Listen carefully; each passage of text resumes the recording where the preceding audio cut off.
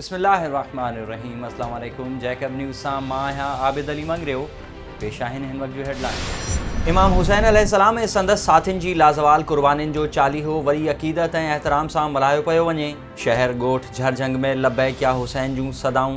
ज़मीन खां उभ ताईं समूरी मख़लूक पारां मौला इमाम हुसैन खे भरपूर भेटा पेश। जैकबाबाद में इमाम हुसैन जे चालीहे जे मौक़े ते शहर जे मुख़्तलिफ़ इलाइक़नि मां शेर शाह, बच्चल शाह, नूरानी आस्थानो, जुमन शाह, ज़री पाक ऐं मरकज़ी इमाम बारगाह समेत 36 नंढा वॾा जुलूस बरामद थिया, जेके पंहिंजे मुक़ररु कयल रिवायती रस्तनि तां थींदा DC चौक ते मरकज़ी मजलिस अज़ा में शरीक थिया, जिते अल्लामा नवाब आबिदी मजलिस पढ़ाई। उन खां पोइ समूरा जुलूस पीर बुखारी खां थींदा मरकज़ी इमाम बारगाह में नहर थिया। चालीहे जे सिलसिले में SSP जैकबाबाद मोहम्मद तारिक नवाज़ पारां सख़्त हिफ़ाज़ती इंतज़ाम कया विया। संदसि चवणु हो त मातमी जुलूसनि जी निगरानी ऐं हिफ़ाज़त लाइ 2500 पुलिस अहलकार, 100 गुजन कैमराज़ ऐं 1 ड्रोन कैमरा वसीले निगरानी पिणु कई पई वञे, जॾहिं त शहर जे दाख़िली तोड़े ख़ारिजी रस्तनि ते पिणु सख़्त चेकिंग कई पई वञे ऐं जुलूस वारा रस्ता बि कंडेदार तारनि सां सील कया विया आहिनि। कोयटा में चालीहे जो मरकज़ी जुलूस अलमदार रोड खां बलूचिस्तान शिया कॉन्फ्रेंस जे सदर दाऊद आगा जी अॻवानी में कढियो वियो। जुलूस लाइ सिक्योरिटी जा सख़्त इंतज़ामात कया विया ऐं डबल सवारी ते पाबंदी लागू कई वई। जुलूस जी हिफ़ाज़त लाइ 3000 पुलिस अहलकारनि समेत लेवीज़,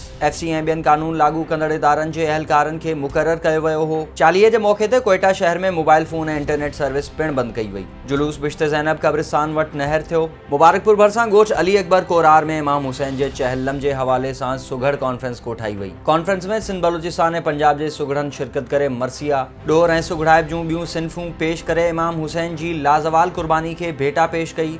खैरपुर में इमाम हुसैन अलैहिस्सलाम जे चालीहे जे मौक़े ते मुख़्तलिफ़ इलाइक़नि में मातम हुसैन मजलिस अज़ा ऐं अज़ादारी कई वई। चालीहे जे मौक़े ते पुलिस ऐं कानून लागू कंदड़ इदारनि पारां सख़्त हिफ़ाज़ती इंतज़ाम कया विया। मातमी जुलूसनि जे रस्तनि खे कंडेदार तारनि सां सील कयो वियो ऐं कंहिं बि अणवणंदड़ वाक़े खे मुंहुं ॾियण लाइ कानून लागू कंदड़ इदारनि जा अहलकार हाई अलर्ट हुआ।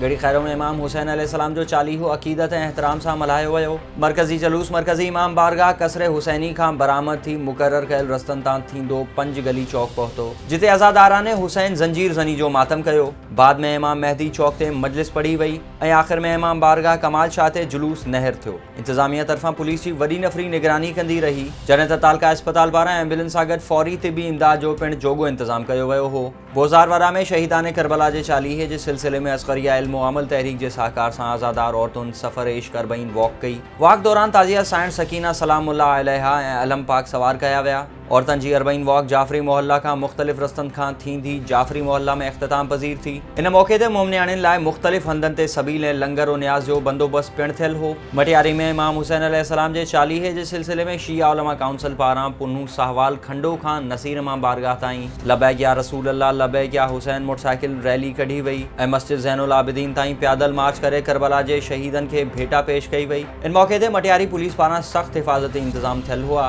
जॾहिं त सरहदी इलाइक़ा अचवञ लाइ बंदि कया विया। होॾां चालीहे जो मरकज़ी जुलूस दरगाह सखी हाशिम शाह खां बरामद थियो, जंहिं में ज़ुलजना, ताज़िया, झूला ऐं अलम पाक बरामद कया विया। ज़िला कशमोर में इमाम हुसैन अलैहिस्सलाम जे चालीहे जे सिलसिले में 9 मातमी जुलूस बरामद थिया, जेके पंहिंजे मुक़ररु कयल रस्तनि तां थींदा पंहिंजे मुक़ररु कयल हंधनि ते नहर थिया, जॾहिं त ज़िले अंदरि 27 मजलिसूं पढ़ियूं वयूं। पुलिस पारां कंहिं बि अणवणंदड़ वाक़े खे मुंहुं ॾियण लाइ सख़्त हिफ़ाज़ती इंतज़ाम कंदे 5 DSPs, 26 इंस्पेक्टर्स, 41 सब इंस्पेक्टर्स, 158 SI समेत 2144 पुलिस ऑफिसर मुक़ररु कया। शिकारपुर में इमाम हुसैन ऐं संदसि जानिसारनि जी लाज़वाल क़ुर्बानीनि जो चालीहो निहायत अक़ीदत ऐं एहतराम सां मल्हायो वियो। अज़ादारनि शहर जी मुख़्तलिफ़ इमाम बारगाहुनि शाह हुसैन इमाम बारगाह, पंजपीर इमाम बारगाह, जंगल शाह पीर समेत ॿियनि इमाम बारगाहुनि खां मातमी जुलूस बरामद कया, जेके रवायती रस्तनि खां थींदा मरकज़ी इमाम बारगाह करबला मोहल्ला ते नहर थिया। शहर जे रोड रस्तनि ते सबीलूं ऐं शरबतनि जूं कैंपूं क़ाइमु कयूं वयूं ऐं समूरे ज़िले में सिक्योरिटी जा इंतज़ाम इंतहाई सख़्त कया विया। तोदापुर में करबला जे शहीदनि खे भेटा पेश करण लाइ चालीहे जे सिलसिले में सैयद अली शाह जी अॻवानी में इमाम बारगाह दरे बतूल मां मातमी जुलूस बरामद कयो वियो, जेको मुक़ररु रस्तनि खां थींदे इमाम बारगाह ते पहुची नहर थियो। जुलूस में शरीक अज़ादारनि सीना ज़नी कई ऐं चाकुनि ऐं छुरियुनि सां मातम कयो। मातमी जुलूस जे मुक़ररु रस्तनि ते सख़्त हिफ़ाज़ती इंतज़ाम थियल हुआ। बटाड़ी में हज़रत इमाम हुसैन अलैहिस्सलाम जो चालीहो अक़ीदत ऐं एहतराम सां मल्हायो वियो। चालीहे जे मौक़े ते अल हुसैन इमाम बारगाह ऐं मरकज़ी इमाम बारगाह खां मातमी जुलूस बरामद थिया। इन दौरान सिक्योरिटी जा इंतज़ाम सख़्त कंदे पुलिस अहलकारनि जो वॾो अंग मातमी जुलूसनि जी हिफ़ाज़त लाइ मुक़ररु कयो वियो हो। मातमी जुलूस दौरान मोमिननि पारां सीना ज़नी ऐं नोहा ख़ानी कई वई। जिगड़ी में मुख़्तलिफ़ इमाम बारगाहुनि खां नंढा वॾा मातमी जुलूस बरामद थिया, जेके रवायती रस्तनि खां थींदा मरकज़ी इमाम बारगाह बाबुल उलूम पहुची मरकज़ी जुलूस में शामिल थी विया। पुलिस पारां सख़्त हिफ़ाज़ती इंतज़ाम कया विया हुआ ऐं शहर जे दाख़िली तोड़े ख़ारिजी रस्तनि खे सील कयो वियो हो। जैकबाबाद जे अॻूणे ज़िलई चेयरमैन सरदार मोहम्मद पनाह उढो ऐं DIG बलूचिस्तान पुलिस जावेद आलम उढो जी वालिदा ड्रिघो अरसो बीमार रहण बाद कराची में लाॾाणो करे वई। संदसि मर्द आबाणे ॻोठ मोहम्मदपुर उढो हाणे तदफ़ीन कई वई। मरहूमा जी जनाज़ा नमाज़ में मुख़्तलिफ़ बिरादरियुनि जे सरदारनि, चङे मुड़सनि, सियासी समाजी अॻवाननि, कामोरनि, police officers, IG Balochistan police, DIG Larkana Nasir Aftab, Nabi Bakhsh Khan Udho, Mir Mohsin Khan Shahliani, Mir Nasrullah Khan Kamrani, Mir Ehsan Khan Buledi, Mir Bahram Khan Birohi, Syed बिस्मिल्लाह शाह, सैयद नूर अली शाह जिलानी ऐं ॿियनि शिरकत कई ऐं सरदार मोहम्मद पनाह उढो ऐं जावेद आलम उढो सां अमर जी वफ़ात ते ताज़ियत कंदे ॾुख जो इज़हार कयो। मटियारी खां कदमगाह मौला अली अलैहिस्सलाम हैदराबाद पैदल वींदड़ काफ़िले ते ट्रॉलर चढ़ी वियो। ॿिनि औरतनि ऐं ॿारनि समेत 4 ॼणा फौत, केतिराई ज़ख़्मी। फौतनि में मटियारी वासी मुस्मात ज़ेबो बाछड़ो, ख़तो बाछड़ो, शाकिर ख़ासख़ैली ऐं अलीज़ा ख़ासख़ैली शामिल आहिनि। रोड हादसे में फौत थींदड़नि जा मड़ मटियारी पहुता त इलाइक़े में सोग पखिड़िजी वियो। फौतनि जी जनाज़ा नमाज़ दरगाह सख़ी हाशिम शाह ते अदा करण बाद सवें आलिन अखियुनि सां मिटी मां हवाले कयो वियो। रांती जे कचे वारे इलाइक़े में धाड़ेलनि पारां भुंग लाइ अगवा कयल मुग़वी दिलि जो दौरो पवण सबबि फौत। धाड़ेलनि 4 ॾींहं अॻु कचे मां डॉक्टर तारिक ऐं संदसि ड्राइवर ख़ैर शाह खे अगवा कयो हो। पुलिस मूजिबि डॉक्टर तारिक दिलि जो दौरो पवण सबबि फौत थी वियो आहे। धाड़ेल मुग़वी जे लाश ऐं संदसि ड्राइवर खे कचे में छॾे फ़रार थी विया। डॉक्टर तारिक सादकाबाद जे सैटेलाइट टाउन जो रिहाइशी हो।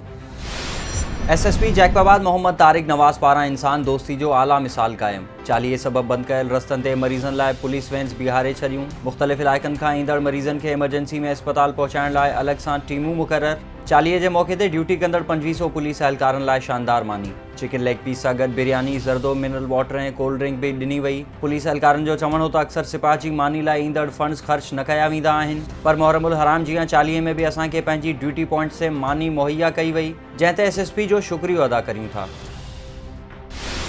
बाहू खोसो में ॻोठ ईदन बंगलानी में बंगलानी बिरादरी जी 2 धुरियुनि विच में हलंदड़ कारें तकरार जो जरगो मुक़दम वली मोहम्मद बंगलानी जी सरपंची में थी गुज़रियो। जरगे दौरान धुरियुनि जूं ॻाल्हियूं ॿुधण बाद इल्ज़ाम हेठि आयल धुर ते कारें इल्ज़ाम साबित। 8 लाख रुपया ॾंड, 50,000 मौक़े ते अदा, बक़ाया रक़म 2 क़िस्तनि में अदा कई वेंदी। राब्तो करण ते हद जी पुलिस जिरगे खां बेख़बरी ज़ाहिर करे छॾी। वाज़े रहे त सुप्रीम कोर्ट पारां जिरगनि ते पाबंदी हुअण बावजूद जिरगनि जो सिलसिलो जारी आहे। काज़ी अहमद में नवाब शाह लिंक रोड ते ॾींहुं ॾिठे जो कार सवार हथियारबंद वापारियुनि खे हथियारनि जे ज़ोर ते यरगमाल बणाए 8 लाख रुपया फुर करे फ़रार थी विया। मुतासिर वापारियुनि जो एहतजाज। वापारियुनि मुजाहिद अली ॾाहिरी ऐं ॿियनि जो चवणु हो त काज़ी अहमद पीड़िता माल खपाए ॻोठ वञी रहिया हुआसीं त रस्ते में अणसुञातल कार सवार हथियारबंदनि ज़बरदस्ती रोकियो ऐं खंभे खणी वञी 8 लाख रुपया फुर करे असांखे रोड ते उछलाए फ़रार थी विया। फोरू पाण खे आर्मी जा अहलकार सॾाए रहिया हुआ। SSP खे अपील था करियूं त फुर थियल रक़म वापसि कराए जवाबदारनि खे गिरफ़्तार कयो वञे। ॾहरकी टाउन कमेटी जे मुलाज़िमनि 2 महीननि खां पघारूं न मिलण ख़िलाफ़ बुख हड़ताल शुरू करे छॾी। Shah Latif local government employees union town committee Daharki जे सदर शफ़ीक मसीह उर्फ़ ढोलू, अब्दुर्रहीम महर, ख़ालिद माको, अख्तर पिताफ़ी ऐं ॿियनि मुलाज़िमनि चयो त 2 महीननि खां पघारूं न मिलियूं आहिनि। एडमिनिस्ट्रेटर रिज़वान नज़ीर केतिराई भेरा ख़ातिरी कराइण बावजूद पघारूं जारी नाहिनि कयूं। फाका कशी वारी सूरत हाल बाद पघारूं न मिलण ख़िलाफ़ बुख हड़ताल ते मजबूर थिया आहियूं। काज़ी अहमद में सिंध हुकूमत जी रोशन सिंध स्कीम तहत RDD पारां करोड़नि रुपयनि जी लागत सां लॻायल 142 सोलर स्ट्रीट लाइट्स हुकूमती बेध्यानी सबबि 5 साल बि न हली सघियूं। अक्सर लाइट मरम्मत ऐं सार संभाल न लहण सबबि नाकारा बणियल। केतिरियूं ई लाइट्स ऐं खंभा चोरी थी विया। हुकूमत पारां शहर जे मुख़्तलिफ़ इलाइक़नि में लॻायल 144 सोलर स्ट्रीट लाइट शहरनि लाइ लाभाइतियूं साबित न थी सघियूं। शहर में हिकु भेरो ॿीहर ऊंदाही पखिड़िजी वई। खैरपुर में गज़ब जी महंगाई ग़रीबनि जी चेल चिबी करे छॾी। पोरियत ऐं मज़दूर तबिके जी पहुच खां सब्ज़ी बि निकिरी वई। मार्केट कमेटी जे ग़ैर फ़ाल हुअण सबबि खैरपुर में मुनाफ़ाख़ोरनि पंहिंजा मनपसंद अघ मुक़रर करे छॾिया। बसर 100 रुपया फ़ी किलो, भिंडी 150 रुपया, टमाटर 180 रुपया, थूम 300 खां 400 रुपया, सावा मिर्च 350 रुपया, वाङण 80 रुपया, पटाटा 60 खां 70 रुपया फ़ी किलो विकिरो थियण लॻा। शहरवासियुनि DC खां घुर कंदे चयो त सब्ज़ी मार्केट जो दौरो करे सरकारी रेट लिस्ट ते अमल कराए मुनाफ़ाख़ोरनि ख़िलाफ़ कार्रवाई कई वञे। कोरोना वायरस सबबि इराक़ में ज़ाइरीन जे अचण ते पाबंदी बाद सॼे मुल्क जियां बोज़ार वॾा में बि असगरिया इल्म अमल तहरीक ऐं ॿियनि तंज़ीमनि जे साहकार सां आज़ादारनि अरबईन वॉक कई, जंहिंमें मोमिनीन वॾे अंग में शिरकत कई। हर पासे या हुसैन जूं सदाऊं गूंजदियूं रहियूं। कश्मीर में फर्स्ट सिविल जज ऐं जुडिशनल मैजिस्ट्रेट अब्दुल वहीद अब्बासी जी अदालत चोरी जो ॾोह साबित थियण ते चंद जाबदारनि खे सज़ा ॿुधाए छॾी। जाबदार गुल मोहम्मद जखरानी खे 1 साल कैद ऐं 10,000 ॾंड जी सज़ा ॿुधाई वई, जॾहिं त 3 ॼणनि सिराजुद्दीन, मीर हसन ऐं शाहगुल जखरानी खे 2-2 साल कैद ऐं 10,000 रुपया ॾंड अदा करण जी सज़ा ॿुधाई वई आहे। वफ़ाक़ी वज़ीर इंसदाद ऐं मंशियात आज़म ख़ान सवाती जो चवणु आहे त मंशियात ख़िलाफ़ कमु करणु ईमान जो हिसो आहे। मंशियात मुल्की मईशत लाइ तबाही आहे। ईंदड़ नस्लनि खे बचाइण लाइ हर कुंड कुर्श ताईं जंग विढ़णी पवंदी। अहिड़े ख़्यालनि जो इज़हार हुन कोयटा वेझो कच्छ मोड़ जे इलाइक़े में एंटी नार्कोटिक्स फोर्स पारां हथ कयल मंशियात साड़ण वारी तक़रीब सां ख़िताब कंदे कयो, जिते 37 खरब 38 अरब रुपयनि जी मंशियात साड़ी वई। तंगवाणी लॻ मदरसे जे पेश इमाम पारां लेटरीन साफ़ न करण ते तालिब मथां वहशियाणो तशद्दुद। नूरुल हुदा मदरसे जे पेश इमाम रफ़ीक अहमद खोसो लेटरीन जी सफ़ाई न करण ते तालिब मथां वहशियाणो तशद्दुद कयो। ॿारनि जी रड़ियुनि ते नमाज़ी मौक़े ते पहुची तशद्दुद खां बचाए वरितो। ॿारो इस्पताल मुंतक़िल। शहरियुनि पारां पेश इमाम ख़िलाफ़ कार्रवाई जी घुर। मसू बुरगड़ी में ॻोठाणनि नायाब क़िस्म जी फाड़ी पकड़े वाइल्ड लाइफ खाते हवाले करे छॾी। फाड़ी खे क़ाबू कंदड़ ॻोठाणनि जो चवणु आहे त हीअ फाड़ी नायाब क़िस्म जी आहे। हिन जो क़द इंतिहाई नंढो आहे। वाइल्ड लाइफ जे इंस्पेक्टर ग़ुलाम अली छलगिरी जो चवणु हो त हीअ मयाणी फॉरेस्ट जो जानवर आहे। ॻोठला बचायो छलगिरी वासियुनि जी मदद सां फाड़ी खे पकड़े हैदराबाद वाइल्ड लाइफ ऑफिस में एंट्री बाद नवाबशाह फॉरेस्ट में रखियो वियो आहे। ऐं तंगवाणी वेझो कंदकोट ठुल रोड ते 2 मोटरसाइकिलनि में आमो साम्हूं टक्कर। नतीजे में औरत ऐं ॿार समेत 3 ॼणा ज़ख़्मी, इस्पताल मुंतक़िल। ज़ख़्मियुनि में मुस्मात रहीमा, मिठल मलिक ऐं 1 ॿारड़ो शामिल आहिनि। ही हुयूं हिन वक़्त तव्हां जूं हेडलाइंस। वधीक ख़बरुनि ऐं अपडेट्स लाइ विज़िट कयो असांजी वेबसाइट www.jacobnews.com ऐं फेसबुक ते फॉलो कयो। ॾिसंदा रहो जैकब न्यूज़, ख़बर खां हक़ीक़त ताईं।